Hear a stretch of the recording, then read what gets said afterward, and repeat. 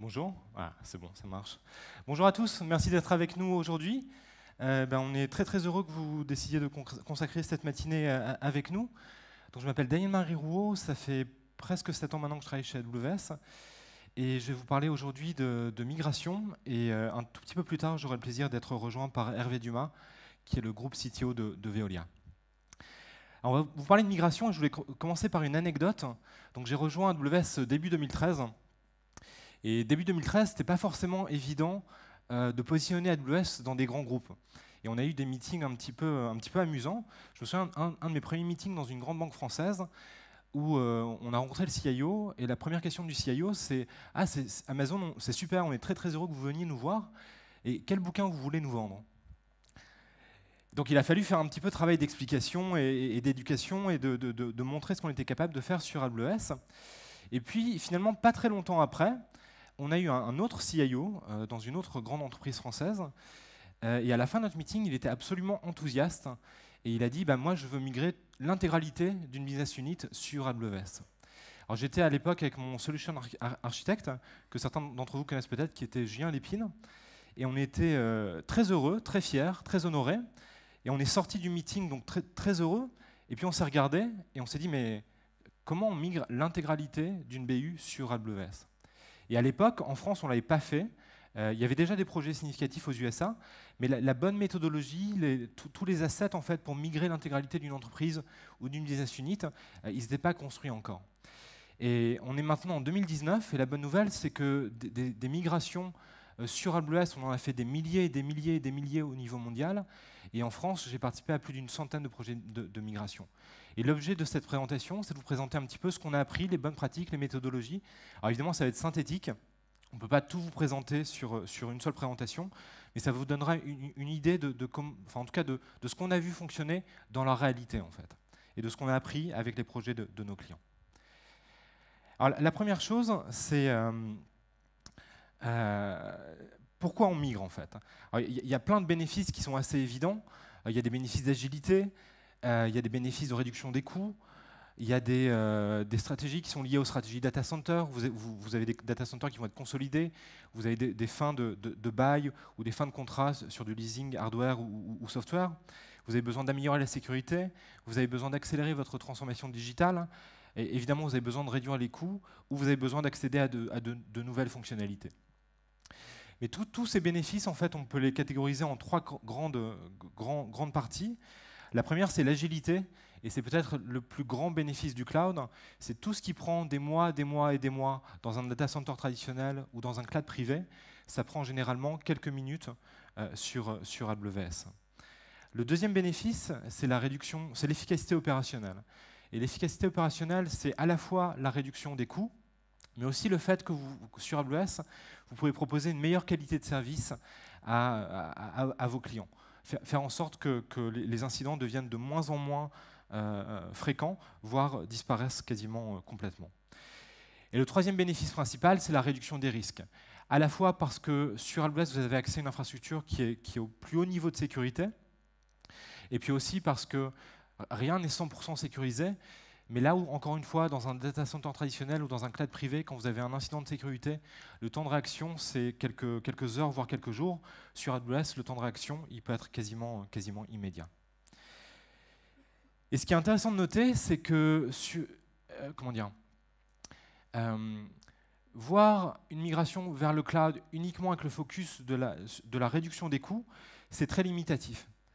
Et ce qui est paradoxal, en fait, et ce qui explique en fait que le cloud soit adopté aussi rapidement par les grandes entreprises françaises, c'est qu'en utilisant AWS, vous allez à la fois baisser vos coûts IT, mais en même temps augmenter la création de valeur ajoutée que vous permettez de réaliser pour vos métiers.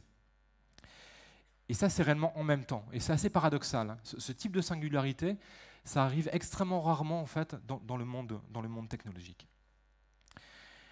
Il y a un bon exemple là-dessus qui est Mint. Donc Mint, c'est une solution qui est proposée par Intuit aux USA. Et j'aime beaucoup la citation qui est présentée ici, parce qu'en fait, cette citation, on peut remplacer globalement ce qui est Orange et l'appliquer à n'importe quel secteur d'activité. Donc la gestion des centres de données n'est pas notre activité principale. Notre entreprise aide les personnes à améliorer leur situation financière. Nous voulions nous concentrer davantage sur la création de produits de gestion financière exceptionnels et moins sur la gestion de l'environnement informatique back-end. Il n'y a aucune entreprise dans cette salle dont le cœur de métier, c'est de construire et d'opérer des data centers. Votre cœur de métier, c'est proposer des solutions industrielles de traitement de l'eau qui permettent d'avoir des activités qui soient plus environmental friendly. Votre cœur de métier, c'est mieux servir vos clients. Il n'y a aucune entreprise aujourd'hui, sauf si vous êtes vous-même un cloud provider, dont le cœur de métier, c'est d'opérer à l'échelle des data centers de la manière la plus innovante, la plus efficace, la plus agile, la plus sécurisée partout dans le monde. Et ce type de témoignage, on en a dans tous les secteurs d'activité, dans tous les pays.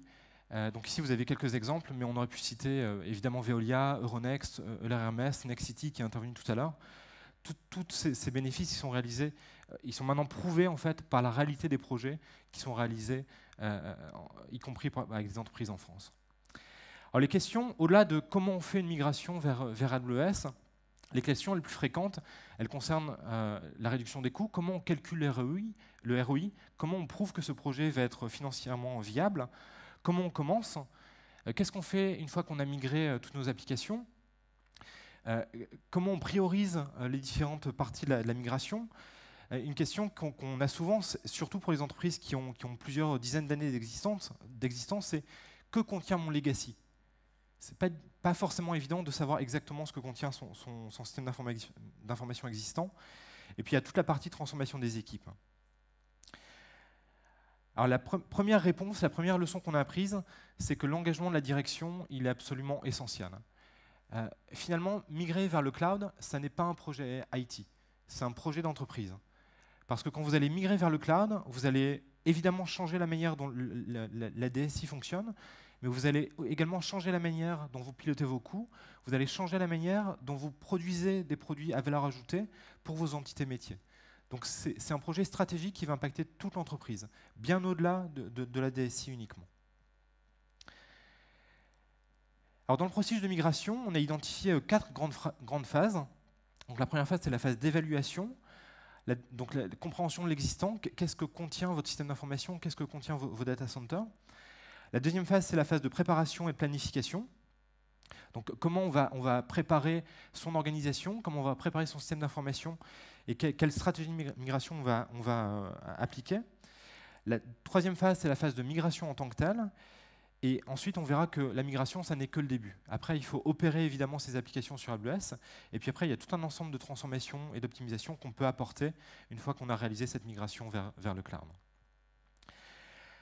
Alors, la phase d'évaluation. C'est probablement une des parties où on a créé le plus d'assets. Donc, je ne vais pas les détailler aujourd'hui.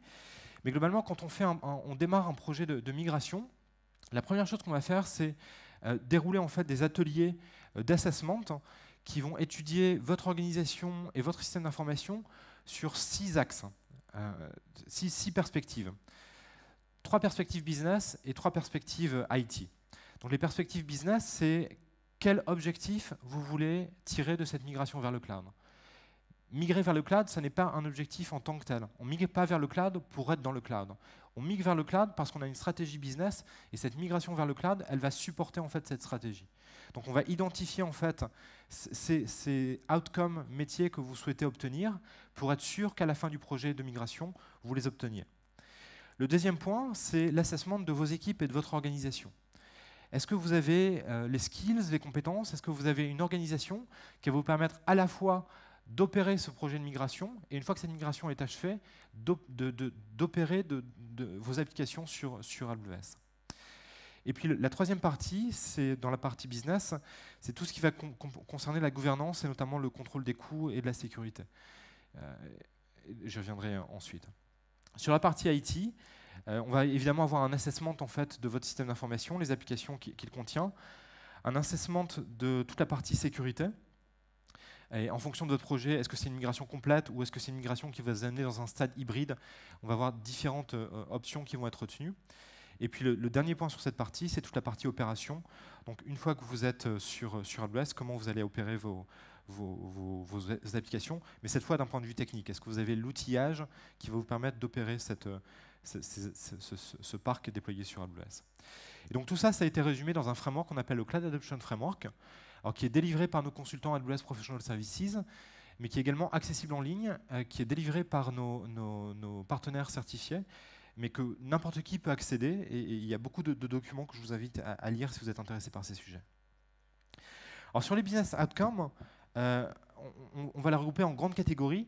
Alors, celui qui est souvent vu en premier, c'est la partie réduction des coûts, donc qui est permis par l'élasticité, par le fait que vous allez supprimer tout un ensemble d'opérations qui sont complexes et coûteuses dans les data centers, comme toutes les opérations de maintenance ou de refresh de matériel.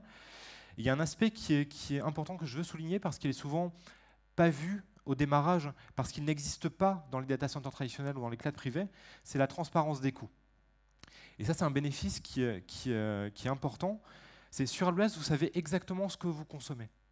Et vous pouvez driver des comportements bénéfiques, positifs, grâce à ce contrôle des coûts. Vous pouvez dire à un développeur exactement combien l'update ou la manière dont il améliore un algorithme a eu un impact en termes de coûts et donc en termes de consommation, notamment de consommation énergétique. Donc c'est ce qui permet d'incentiver en fait des comportements responsables et positifs. Le deuxième aspect, c'est l'amélioration de la productivité de vos équipes. Alors, sur AWS, tout est code. Tout est géré comme des assets logiciels. Vous pouvez tout automatiser. Donc cette automatisation, elle va permettre d'améliorer l'efficacité et la productivité de vos équipes, à la fois en termes de développement et en termes d'opération en production. Elle va permettre aussi de réduire les pannes, parce que quand une machine tombe en panne, c'est juste un événement qui a zéro impact, puisqu'elle va être remplacée de manière automatique. Qu'une base de données tombe en panne ou qu'un serveur tombe en panne sur AWS, si la migration a bien été pilotée, c'est un non-événement. Personne ne doit être réveillé la nuit parce qu'une base de données tombe en panne. Ça doit être remplacé de manière complètement automatique. Vous allez également améliorer la résilience opérationnelle parce que vous allez, en migrant vers AWS, réduire votre profil de risque, être capable de réagir plus rapidement à des problématiques de sécurité. Et vous allez aussi réduire l'impact des pannes. Normalement, si une migration est bien réalisée sur AWS, vous allez avoir à minima une architecture multi-ASI qui fait que même une panne d'un data center, c'est un non-événement. Votre architecture doit être résiliente à la panne d'une zone de disponibilité. Et typiquement, vous pouvez calculer combien vos indisponibilités aujourd'hui sur vos environnements traditionnels vous coûtent. Combien de chiffres d'affaires elles vous coûtent. Et donc c'est un autre axe de valeur ajoutée que vous allez créer sur AWS, puisque normalement, si l'architecture est bien déployée, ce type d'événement ne doit plus survenir. Et enfin, le dernier axe, et évidemment probablement le plus important, c'est l'agilité que vous allez donner à votre métier. Le fait que vous allez permettre à vos équipes de développement de produire des features beaucoup plus rapidement. Alors, sur l'aspect préparation et planification, on a des ateliers qu'on appelle des Migration Readiness Assessment, qui vont faire une étude de votre système d'information. Et ce qu'on constate, en fait, c'est que souvent, sur des grandes entreprises, sur des systèmes d'information qui ont plusieurs dizaines d'années d'existence, finalement, on ne sait pas très bien ce qui existe dans le système d'information. Donc on va récolter en fait toutes les données qui existent au travers de la CMDB, des inventaires, au travers de vos équipes. Il y a souvent des gens en fait on peut très bien avoir des résultats d'inventaire qui sont contredits par l'expertise en fait de vos équipes. Donc on va récolter toutes ces données qui sont souvent incomplètes et déstructurées, mais essayer de les agréger et d'en tirer en fait une classification de vos applications. Et cette classification, c'est ce qu'on appelle les 7 R. C'est les différents chemins de migration que vous allez appliquer en fonction de la catégorie de vos applications. Alors, le premier R, c'est le retire. Vous avez une application, mais en fait, soit à la fin du projet de migration, il est prévu qu'elle soit décommissionnée, soit elle n'a aucun sens stratégique. Et ce qui arrive souvent, vous avez une application qui tourne en production et personne ne sait qui l'utilise. Donc, une anecdote, c'est souvent à la fin des projets de migration, on a un serveur qui reste au fond du data center, il est allumé, personne ne sait qui l'utilise, donc on le débranche et puis on voit si quelqu'un se plaint. Donc c'est ce type d'application. Donc ces applications, elles vont mourir de mort naturelle. Évidemment, il n'y a aucun intérêt à les migrer sur AWS. Le deuxième type d'application, c'est retain. Ça peut être des applications qui, à cause d'un poids historique ou de contraintes technologiques, portent des contraintes sur la migration qui sont trop importantes pour les intégrer dans le premier plan de migration. Alors typiquement, ça peut être des projets de migration de mainframe. On sait migrer des mainframes sur AWS, mais en fonction de sa taille, en fonction de son historique, c'est des projets qui peuvent être des projets de migration en tant que tels. Donc on ne va pas forcément les intégrer dans un premier phase de projet de migration. Donc sur ces solutions, c'est ce type d'application, une option peut-être de les laisser dans le data center de manière temporaire et de les envisager dans une deuxième phase. Troisième catégorie, c'est ce qu'on appelle refactor. Donc c'est des applications qui sont critiques et stratégiques sur lesquelles vous allez apporter le maximum de valeur métier. Donc ces applications, vous avez intérêt à les réécrire en tirant le meilleur parti des services les plus avancés d'AWS. Donc c'est là où on va utiliser des services managés comme Lambda, DynamoDB, pour faire en sorte que cette application elle puisse évoluer et créer le plus de valeur possible pour vos clients finaux. Quatrième catégorie, repurchase. C'est-à-dire des applications sur lesquelles des solutions packagées, notamment des solutions SaaS, font plus de sens que d'essayer de migrer l'existant vers AWS. Donc dans ce type d'atelier, on va aussi vous aider à évaluer quel type d'application aurait plus de sens à être migré vers une application SaaS qui est complètement managée par le fournisseur. Cinquième catégorie, le replatform. Donc c'est une application que vous allez migrer, mais vous n'allez pas la réécrire. Par contre, vous allez apporter, sans la réécrire complètement, tout un ensemble de bénéfices qui sont fournis par les services managés d'AWS. Typiquement, utiliser RDS, notre service automatique de gestion des bases de données, pour gérer les bases de données qui sont utilisées dans ce type d'application. Et puis la sixième catégorie, c'est le rehost. Rehost, c'est le fait de migrer l'application, c'est le lift and shift en fait. On migre l'application, mais on ne change rien ni au code applicatif, ni au middleware, aux différentes stacks technologiques. Donc c'est vraiment le fait de prendre l'application et de la déplacer sur AWS. Donc ça, c'est des applications qui sont souvent pas critiques, pas stratégiques, sur lesquelles il n'y a aucun intérêt à investir, soit dans un programme de replatforming, soit un programme de refactoring. Et enfin, la dernière catégorie, c'est ce qu'on appelle le relocate. Et c'est ce qui est permis aujourd'hui avec VMware Cloud en AWS. C'est des parcs d'applications qui tournent sur VMware, sur lesquels la migration vers VMware Cloud en AWS est triviale. Donc c'est des projets qui peuvent aller extrêmement rapidement et sur lesquels il n'y a quasiment aucun impact sur la couche technologique. Donc il n'y a pas une stratégie de migration sur AWS, c'est souvent pas un seul chemin.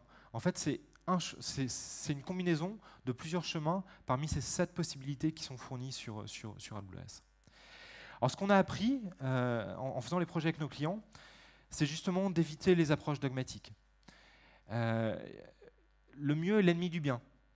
J'ai vu des approches du type on va pas utiliser du IaaS, on va pas faire de lift and shift, on va utiliser que des services managés.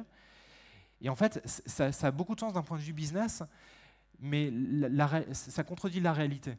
Dans la réalité, si vous faites une migration d'un data center complet ou de votre système d'information complet, il n'y a pas intérêt à réécrire toutes les applications. Toutes les applications ne sont pas critiques et stratégiques. Donc il y a des applications sur lesquelles ça vaut vraiment le coup de les réécrire. Il y a d'autres applications où il vaut mieux faire du lift and shift bête et méchant. Autre type d'approche dogmatique, c'est on ne va faire que du IaaS. Ça aussi, ça fait aucun sens. Il y a des applications sur lesquelles aller chercher des services managés type RDS, Dynamo, Lambda, ça fait beaucoup de sens. Il ne faut pas se priver en fait, de tirer parti de toutes les possibilités qui sont offertes par AWS. Le deuxième leçon qu'on a apprise, c'est éviter de commencer avec de multiples cloud providers. La chose la plus difficile dans un projet de migration vers le cloud, ça n'est pas la technologie. La technologie, elle fonctionne. Vous avez des millions et des millions de clients sur AWS qui ont migré à peu près n'importe quoi. N'importe quel type de stack technologique, n'importe quel type d'application métier. Donc la technologie, elle fonctionne. La chose la plus difficile dans un projet de migration vers le cloud, c'est la montée en compétence des équipes, c'est l'humain, c'est les aspects organisationnels. Et quand vous démarrez un projet cloud avec 2 cloud providers, vous multipliez la complexité pour vos équipes. Demander à vos équipes d'apprendre 2 cloud providers, c'est comme leur demander d'apprendre le russe et le chinois en même temps. Ça ne va pas fonctionner. C'est un facteur de risque qui est extrêmement important. Alors, on fait tout ce qu'on peut pour essayer de vous fournir les services les plus résilients, les plus efficaces, les plus innovants, et qui permettent d'opérer votre système d'information de la manière la moins chère possible. Donc on espère que ce sera nous qui serons sélectionnés, mais si ce n'est pas le cas, on vous recommande quand même de choisir un cloud provider et d'investir sur la montée en compétence de vos équipes, au moins au démarrage, sur ce cloud provider. Peut-être qu'à terme, vous serez multi-cloud, mais au démarrage, c'est un facteur de risque important d'un projet de migration. Le troisième point, c'est attention aux plateformes d'abstraction, notamment au Cloud Management Platform. Cette promesse que vous allez avoir une plateforme qui vous permet de manager un cloud privé, un data center traditionnel et de multiples cloud providers, c'est une promesse. Elle n'engage que ceux qui les croient. Ce type de plateforme, c'est le plus petit dénominateur commun. C'est-à-dire que ça va vous priver de la majorité des bénéfices des services à valeur ajoutée que vous allez trouver sur AWS. Et le plus petit dénominateur commun entre AWS et un cloud privé, ou même avec les autres cloud providers, il est extrêmement limité. Ce qui veut dire que vous allez entamer un projet majeur de transformation, mais vous allez limiter les bénéfices métiers que vous allez pouvoir en tirer. Quatrième leçon qu'on a apprise, c'est que dans un projet de migration, vous allez forcément avoir des surprises. Un projet de migration, c'est comme une boîte de chocolat. On ne sait jamais sur quoi on va tomber. Donc vous ne pouvez pas tout prévoir. Par contre, vous pouvez prévoir que vous n'allez pas tout prévoir. Donc dans ce projet de migration, il faut prévoir, il faut d'abord le concevoir en étapes. Les projets de Big Bang, c'est souvent des projets qui ont un facteur de risque d'échec qui est élevé. Donc il faut découper votre projet de migration en étapes qui sont contrôlables, manageables. Il faut prévoir des phases de test, de bascule à blanc. Il faut prévoir des phases de rollback. Il faut prévoir des phases de buffer où on va adresser ce qu'on n'a pas prévu. Et c'est ce que vous permet notamment de faire cette classification en 7R. Et le cinquième point qui me paraît fondamental, c'est bénéficier de l'expérience de ceux qui l'ont déjà fait. Donc des projets de migration vers AWS en France, il y en a plusieurs centaines qui ont été réalisés aujourd'hui. Donc des compétences, vous en avez chez AWS au travers de nos Professional Services, vous en avez au travers de notre partenaire, de notre écosystème de partenaires certifiés. Donc ces compétences, elles existent et il suffit d'aller les chercher dans l'écosystème. Alors,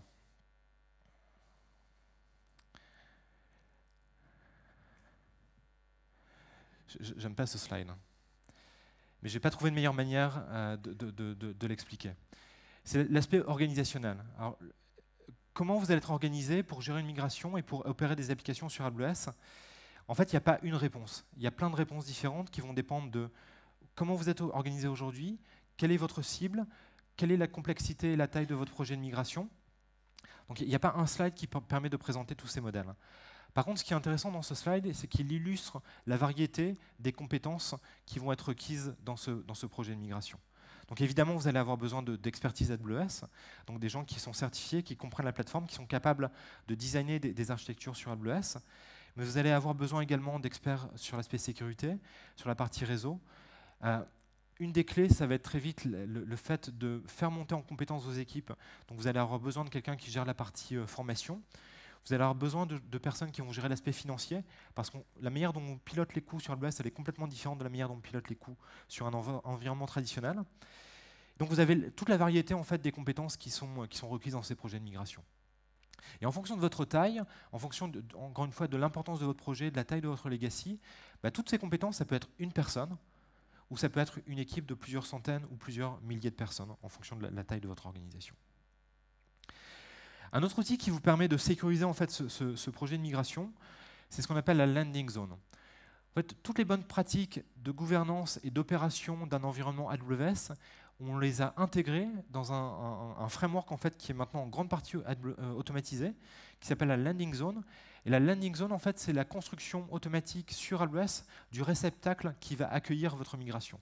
En fait, c'est la configuration automatique des comptes AWS que vous allez utiliser pour migrer vos comptes et ensuite opérer votre infrastructure. Donc, vous allez avoir des comptes qui sont créés automatiquement, sur lesquels l'accès au compte route est protégé automatiquement. Vous allez avoir les règles de contrôle et de supervision qui sont déjà configurées dans la landing zone. Vous allez avoir l'ensemble des politiques de gestion des identités et des accès qui vont déjà être préconfigurées. Vous allez avoir des comptes qui vont être dédiés aux audits de sécurité et au contrôle des coûts. Donc c'est toutes les bonnes pratiques qui sont déjà automatisées, libre à vous de les utiliser.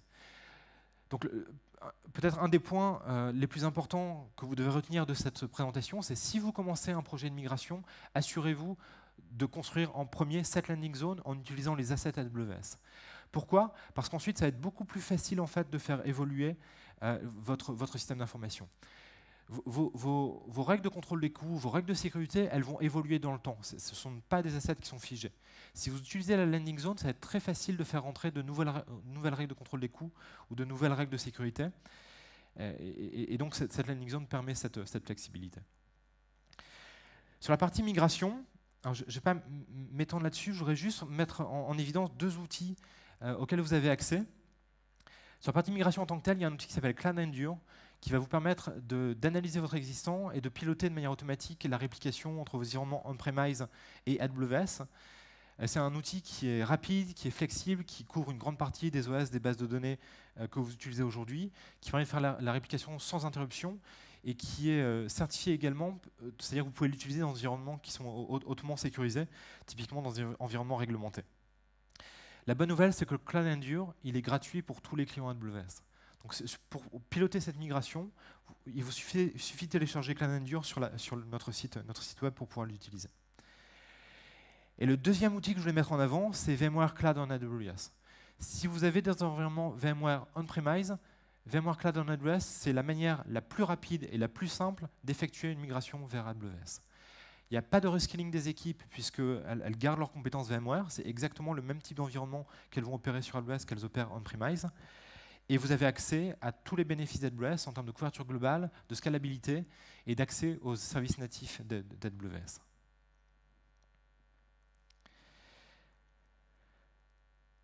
Une fois que vous avez réalisé cette migration, vous avez trois manières différentes d'opérer vos applications, votre système d'information sur AWS.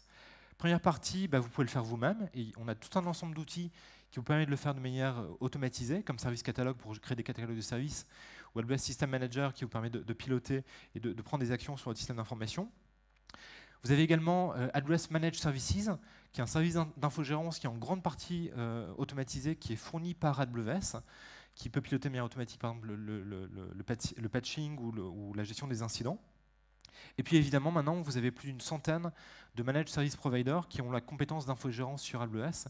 Et donc, une fois que vous avez opéré la migration, qui vous permet de vous désengager complètement de cette partie opération de l'existant, et notamment des applications legacy sur AWS. La migration, ça n'est que la première étape. La migration, ça n'est pas une finalité en soi. Une fois que vous êtes sur AWS, c'est là, j'ai envie de dire, que les choses vraiment intéressantes commencent. C'est là où vous allez pouvoir améliorer la disponibilité et les performances de vos applications. C'est là où vous allez pouvoir commencer à rendre vos applications plus agiles et plus innovantes. Donc soit en les réécrivant complètement et en passant sur une approche microservice pour les parties les plus critiques de votre système d'information, soit en intégrant touche par touche de l'innovation dans des applications qui existent depuis longtemps. Par exemple, en intégrant des systèmes de caching ou des bases de données telles que Aurora dans des applications qui utilisent du Oracle aujourd'hui. Alors c'est tout ce que je voulais vous dire en introduction. Et j'ai le plaisir d'appeler sur scène Hervé Dumas, Group Chief Technology Officer de Veolia. Je pense que ça vaut des applaudissements. Merci. Bonjour, merci Hervé. Bonjour. Bonjour tout le monde. Vous m'entendez? Ouais, super. Merci beaucoup Hervé d'être avec nous aujourd'hui. Est-ce que tu peux te présenter et nous parler un petit peu de Veolia, même si j'imagine que tout le monde connaît à peu près Veolia? Au cas où. Donc je suis Hervé Dumas, effectivement, je suis le CTO du groupe Veolia que j'ai rejoint il y a presque 6 ans maintenant pour m'occuper des technologies et des opérations avec des facettes très opérationnelles et d'autres plus orientées gouvernance et animation de la filière IT mondiale de l'entreprise, et d'essayer de créer les mouvements appropriés en liaison avec la mission, la raison d'être et la stratégie de l'entreprise. Donc Veolia, oui, c'est un groupe qui est présent sur les 5 continents, avec un petit peu plus de 171 000 collaborateurs sur ces différents continents. Et ce groupe conçoit et déploie des solutions de gestion de l'eau, des déchets et de l'énergie, pour contribuer au développement durable des villes et des industries. Et la mission du groupe, c'est de ressourcer le monde. Et donc toutes ces trois activités, grandes familles d'activités complémentaires, sont là pour favoriser l'accès aux ressources. Prenons par exemple une ressource assez essentielle dans la vie de l'humanité, l'accès à l'eau potable. Il y a encore beaucoup à faire. Donc, favoriser l'accès aux ressources, assurer du mieux possible la préservation des ressources disponibles et créer des solutions de renouvellement.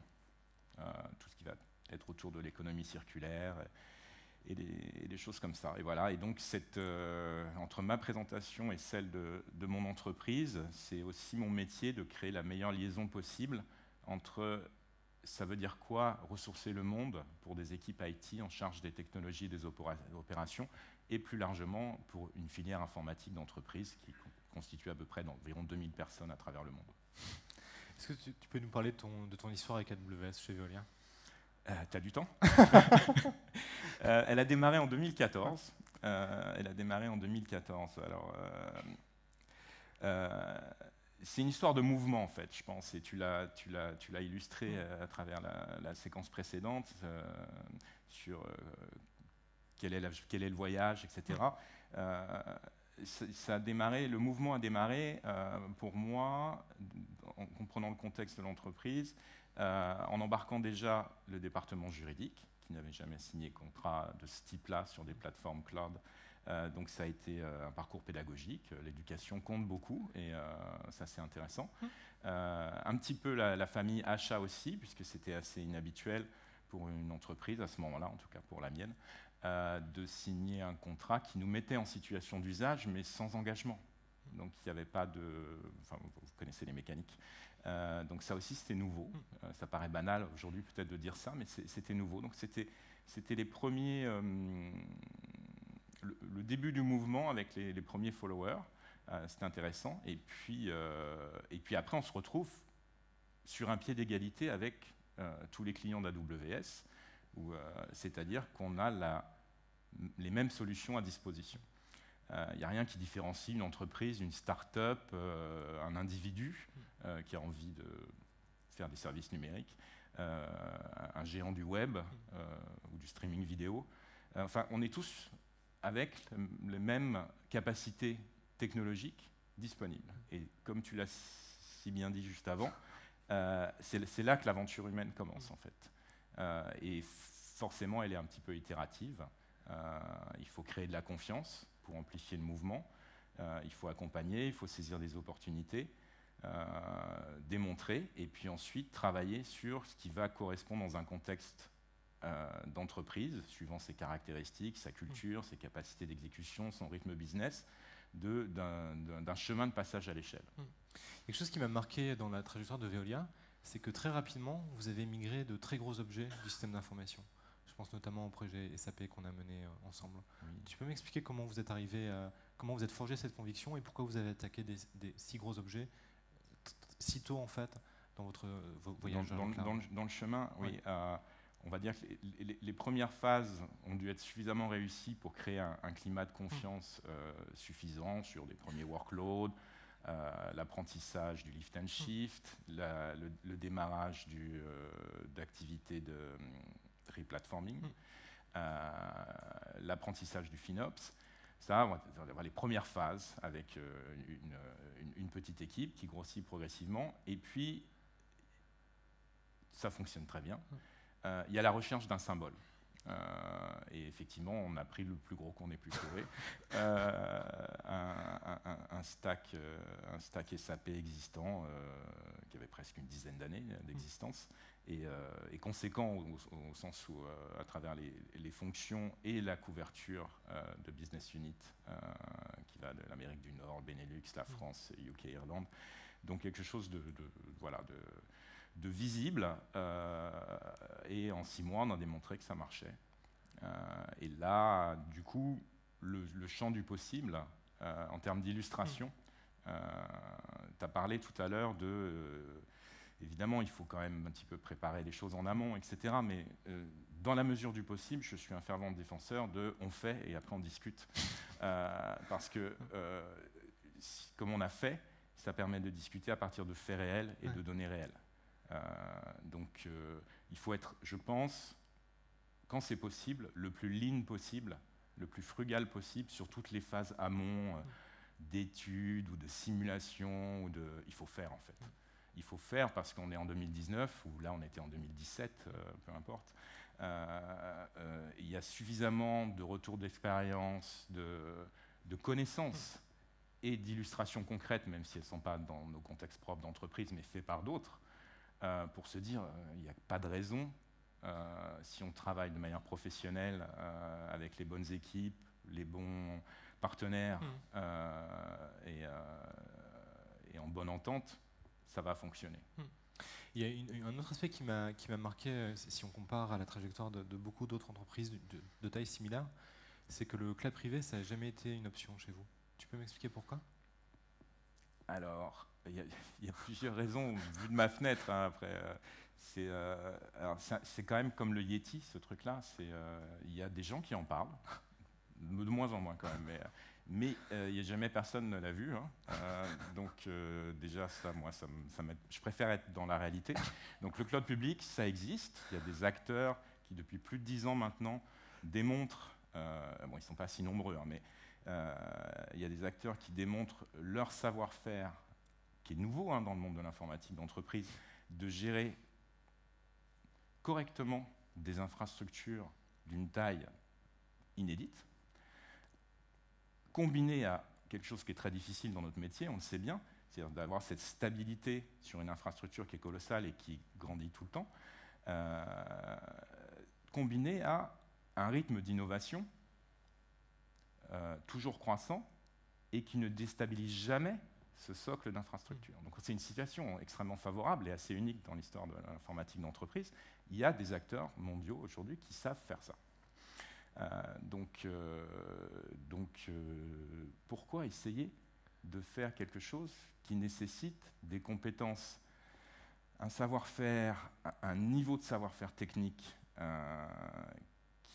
qui est aujourd'hui réservé à quelques happy few au sens...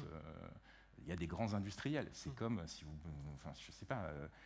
il n'y a pas d'amateurs qui se lancent dans la construction d'avions de grande ligne. Pour les services numériques à l'échelle, pour les services d'infrastructure, etc., j'ai cette conviction et cette vision-là. Donc le cloud, c'est le cloud public et une bonne infrastructure est une infrastructure partagée, pour plein de raisons d'ailleurs. Est-ce que tu peux nous dire où Veolia en est en fait de son projet de migration vers le cloud? Alors oui, je peux essayer de vous expliquer ça. On utilise toutes les facettes possibles, et effectivement ça rejoint le schéma, un petit peu l'arbre de décision que tu as présenté juste avant, toutes les facettes possibles du cloud, donc avec beaucoup d'usages de software as a service quand c'est possible, avec traditionnellement les fonctions support, mais des fois ça va un petit peu au-delà. Et puis les services universels de productivité, de collaboration, d'échange, etc., qui sont disponibles pour tous les collaborateurs connectés. Et puis, effectivement, ce qui a été introduit depuis 2015, c'est la modernisation de nos infrastructures, et à travers ça, l'usage massif de toutes les capacités infrastructure as a service et plateforme as a service. Si on prend quelques chose un peu tangible, données réelles, on a déjà fermé 11 data centers à travers le monde, il en reste encore à fermer. Data centers au sens vraiment traditionnel, tel qu'on pouvait les pratiquer, tel qu'on devait d'ailleurs les pratiquer pendant pas mal de temps. Et donc c'est cette combinaison d'infrastructures, de plateformes et de software as a service qui nous permet de faire ça. Sur le Move to Cloud, parce qu'on a un véhicule, on a un projet global dans l'entreprise qui s'appelle Move to Cloud.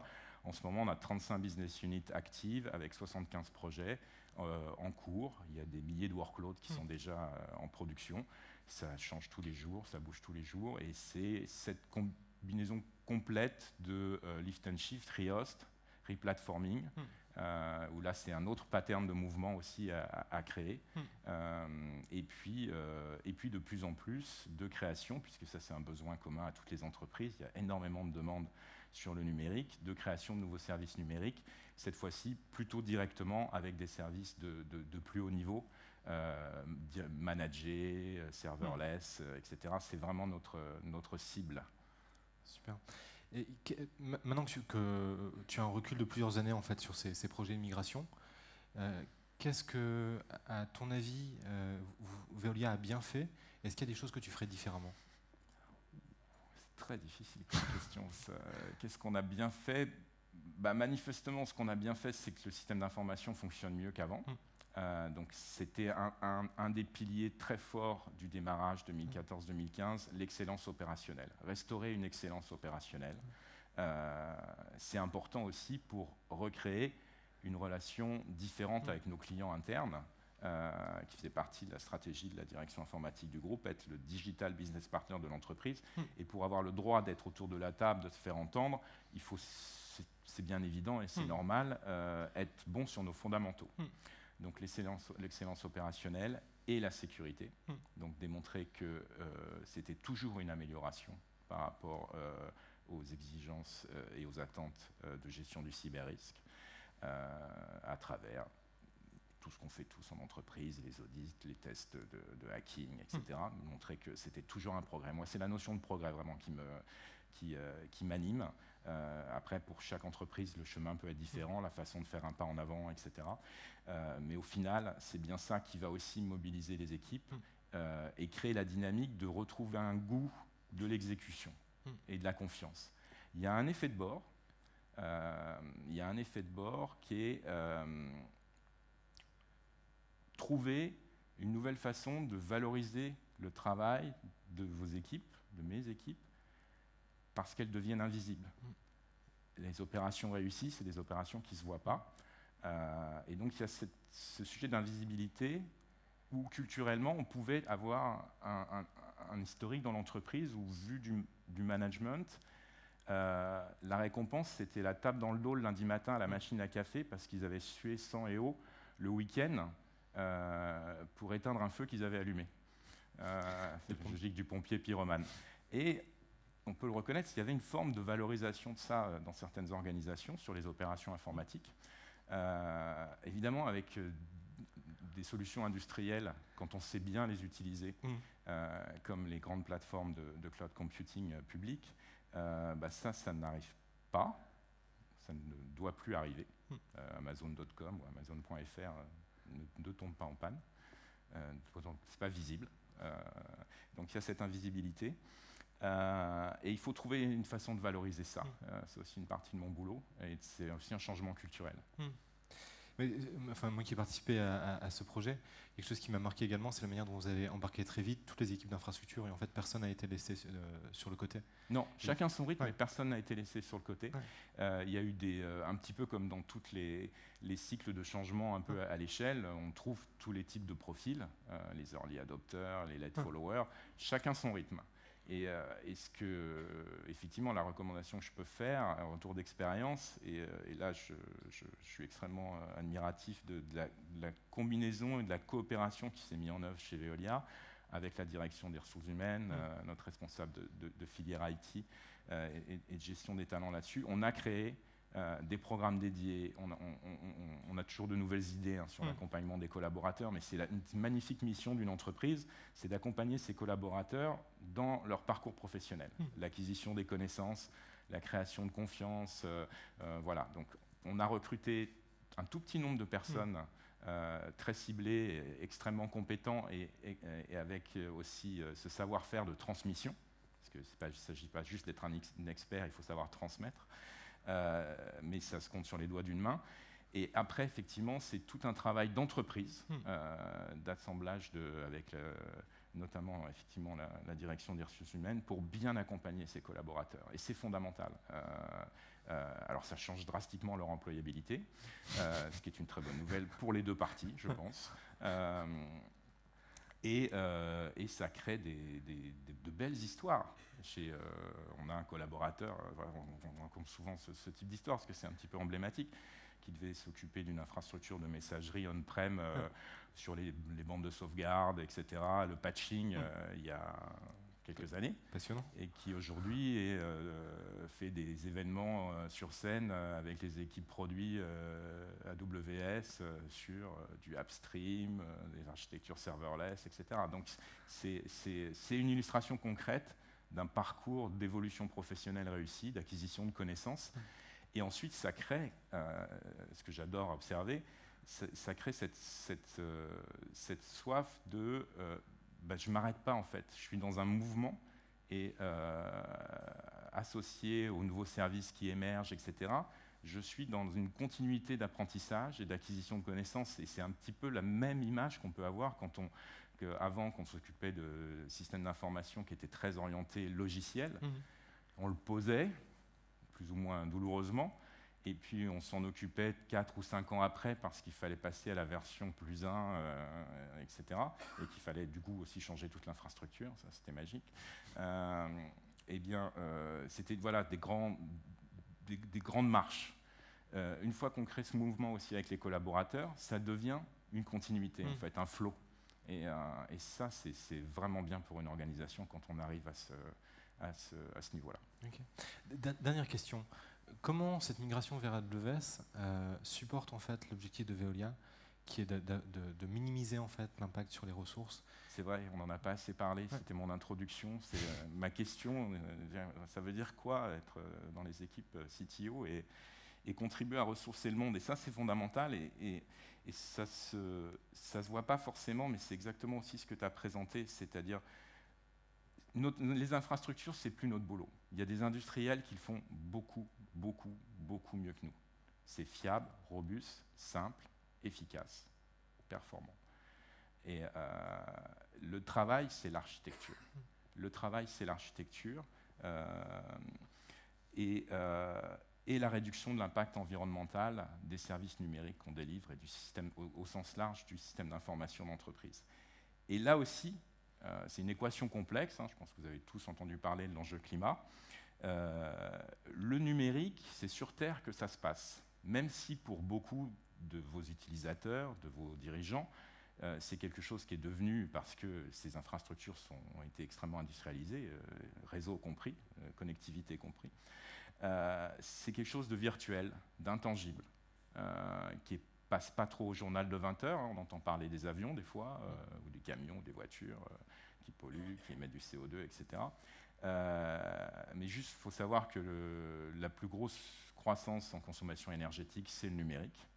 En termes d'émissions de CO2 à l'échelle mondiale, ça a déjà largement dépassé la flotte des avions. C'est au niveau au moins de la flotte des camions. Et qu'en business as usual, c'est-à-dire cette tendance, c'est à minima 9% de croissance de consommation énergétique par an, le numérique mondial. Et que cette tendance n'est absolument pas soutenable, donc sur l'énergie. Donc notre activité n'est pas soutenable. Il faut la rendre soutenable. Donc il faut se préoccuper de choses qui sont extrêmement terrestres. Pour faire du numérique, il faut de l'énergie et de la matière. Et donc il y a aussi le sujet des déchets du numérique. Mais si on se concentre sur l'énergie et donc les systèmes d'information en place, eh bien aujourd'hui, c'est chez les géants du cloud qu'on trouve les meilleures efficacités énergétiques des data centers, parce qu'il y a des lois de la physique qui font qu'il faut des gros data centers pour avoir un très haut niveau d'efficacité énergétique. Et il faut aussi des gros moyens et du savoir-faire qui n'est pas abordable pour une entreprise lambda dont le numérique n'est pas le cœur de métier premier, même si on a tous des ambitions de transformation et de délivrer des services numériques non seulement à nos collaborateurs, mais aussi à nos clients, voire d'en faire des offres sur le marché pour nos compétiteurs. Il faut savoir maîtriser cet impact environnemental et il faut le réduire parce que tel qu'on pratique les choses historiquement, c'est pas du tout soutenable. Donc au cœur de nos préoccupations, et il n'y a même plus d'équipe FinOps maintenant chez moi, c'est plus une équipe FinOps, c'est une équipe de pilotage de l'impact environnemental. Parce que comme on est sur un paiement à l'usage, donc en pilotant le paiement à l'usage, ça pilote directement ce qu'on consomme en termes d'énergie et de ressources. Et là, je suis donc plutôt, même s'il reste beaucoup à faire, plutôt content des récentes annonces d'AWS et d'Amazon, au sens large, sur une ambition affirmée de neutralité carbone et de progrès. On en revient à cette logique de progrès. Mais aujourd'hui, c'est bien ça qu'on a rassemblé sous la bannière de la sobriété numérique, qui pilote l'intégralité de nos actions. parce qu'il est fondamental de rendre soutenable notre beau métier. Je suis bien d'accord. Merci beaucoup Hervé, merci à tous de nous avoir écoutés. Merci Hervé. Super.